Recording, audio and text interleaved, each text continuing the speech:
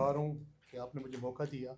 मैं थोड़ी सी सियासी बात करते हुए मुझे हैरानी और अफसोस हो रहा है कि कल इन्होंने 1 साल का जश्न मनाया है। मुझे अफसोस भी हो रहा है और हैरानी और परेशानी भी हो रही है, किस चीज़ का ये जश्न मना रहे हैं।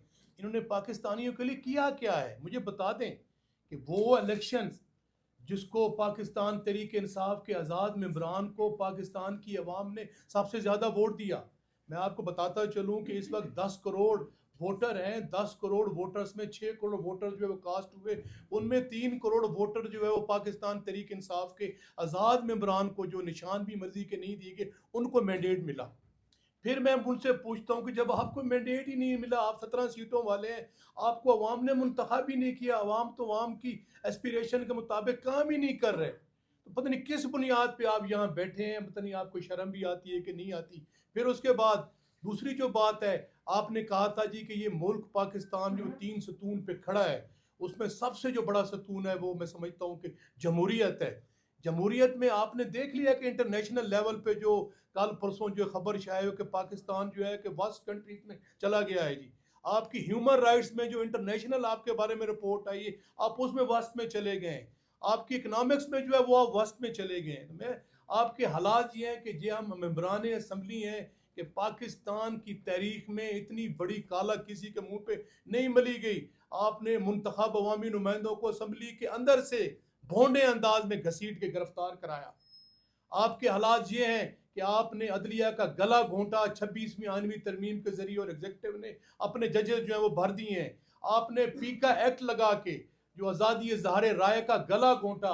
आपने एक पुरअमन पाकिस्तानी शहरियों पे जिनके हाथ में कुछ भी नहीं था, और पुरअमन लोग एक पुरअमन एहतजाज के लिए आज आपने उसको सरेआम गोलियां मारी और 16-14 बंदों को आपने शहीद कर दिया। मुझे अफसोस होता है, आप किस बुनियाद पे आप जो अपनी कारकर्दगी का शोशा मचा रहे हैं। मुझे अफसोस हो रहा है उन लोगों पे कि पता नहीं ये किस बुनियाद पे बात करते हैं। पिछले 40 साल से आप मुस्लिम लीग नून वाले बरसरे इक़्तिदार हैं। मैं पंजाब की बात कर रहा हूँ और पाकिस्तान की बात कर रहा हूँ।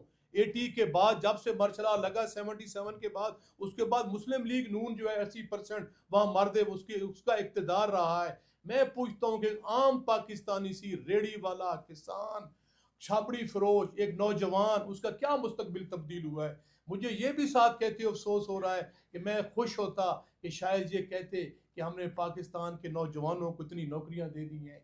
मैं उनसे ये खुश होता कि वो ये कहते कि ये जिनके ये हालात, ये कहते कि पर इनकम कैपिटा जो है पाकिस्तान के अवाम का मेयाद ज़िंदगी बुलंद हो गया है, हमने कर दिया है। मैं ये खुश ये होता कि हमने महंगाई ख़त्म कर दी। महंगाई भाईजान, पेट्रोलियम की प्राइसेस कहाँ पे है? अब किसको धोखा दे रहे हैं? किससे आप ये झूठी जो आप बना के लाते हैं? आप मेरे साथ क्या जाएं, हम बैठे हैं, हमारे साथ बाजारों में जाएं, पेट्रोलियम की क्या प्राइसेस हैं, आप जाएं, आप ग्रोसरी की क्या कीमत है, चीनी की क्या कीमत है, फ्रूट्स की क्या कीमत है, आप गैस की क्या कीमत है, बिजली। लोग जो हैं वो बेचारे खुदकशियां करने में मजबूर हो गए हैं। Salaried class, lower middle class, वो तबाह बर्बाद हो गई है। और ये कह रहे हैं जी कि हमने 1 साल में बड़ी खिदमात सर अंजाम दी हैं। वो खिदमात सर अंजाम दी हैं कि आपने पाकिस्तान की खुददारी को, पाकिस्तान की गैरत को और पाकिस्तान की सॉवरेनिटी को एट स्टेक लगा के आपने प्लज के सिस्टम पे आप चला रहे हैं जी। तो ये बातें। दूसरा जो ज़राअत, जो ऑनरेबल जनरल सेक्रेटरी साहब ने कहा है कि ज़राअत का जो बेड़ा गर्क कर दिया। पाकिस्तान की जो मोस्टली जो 60% पॉपुलेशन है वो देहात में रहती है। देहात में तो कोई हालात नहीं है जी कि वो आपके जो 60% लोग हैं, आपने गंदम जो है उनसे परचेज नहीं की। वो गंदम जो है आपने कहाँ से परचेज की है? आपने बाहर से परचेज की है जिसमें कीड़े मिले हुए थे। और पाकिस्तान का आपने बहुत कसीर सरमाया जो है वो जाया किया। वो हम किससे पूछें? उसका जवाब कौन देगा? अब इसके बाद अब हालात ये हैं जी कि गंदम जो है वो बिल्कुल, उमर अयूब खान साहब ने राइटली ये पॉइंट आउट किया है कि वहाँ पे गंदम के बड़े बुरे हालात हैं। गंदम की फसल नहीं आएगी।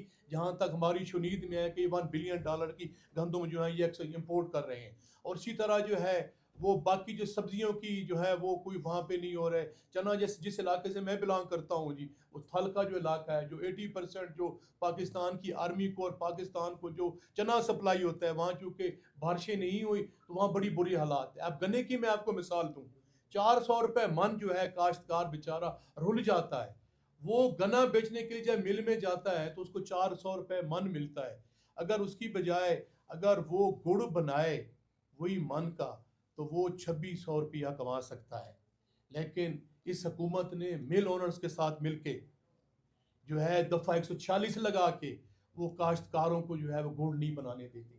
मैं आज सवाल करता हूँ आपसे कि ये जो ये कहते हैं कि पाकिस्तान को उन्होंने सुहाने ख्वाब दिखाए हैं, पाकिस्तान के हालात ये हो गए हैं, आपके इंटरनेशनल लेवल पे आपके खिलाफ क्या बोल रहे हैं, आपके ह्यूमन राइट्स की वायलेशन जारी है, आप लोगों को कत्लो गारत कर रहे हैं, लोगों को गोलियां मार रहे हैं। पंजाब की सिचुएशन ये है कि आईने पाकिस्तान के तहत ये रियासत जो है वो माँ है, आपकी इज्जत की, आपकी जान की, आपकी माल की वो मुहाफिज है।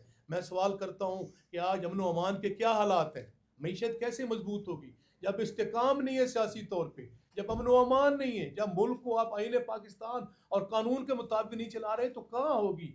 मैं समझता हूँ, मुझे ये कहने दीजिए, इनके पास अवाम का कोई मैंडेट नहीं है, इनका कोई मैनिफेस्टो नहीं है, कोई इनका एजेंडा नहीं है, इनका कोई अवाम का दर्द नहीं है, ये अवाम का दर्द नहीं रखते।